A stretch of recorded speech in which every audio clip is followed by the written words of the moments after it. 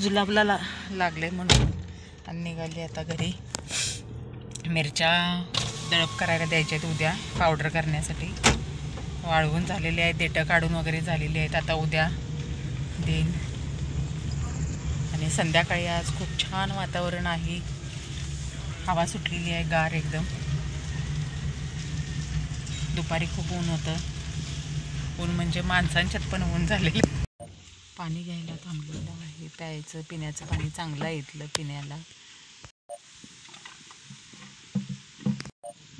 बोरचे जे क्षार आहेत ते वरती असे तर हे होतात, म्हणजे पोटात दुखणं किंवा काय ह्या गोष्टी असं पांढरे क्षार आहेत तेलकट, त्यामुळे त्रास होतो म्हटल्यावर मग हे KDMCचं पाणी आहे चांगलं प्यायला म्हणून घेऊन जाते हे रोज. तरी पण 4 दिवसातून एकदा घेऊन जावं लागतं, 4 ते 5 दिवसातून. मडकं कॅनल एक भरून ठेवतो आणि पिंप हंडा वगैरे हे सगळं भरून ठेवते पिण्यासाठी.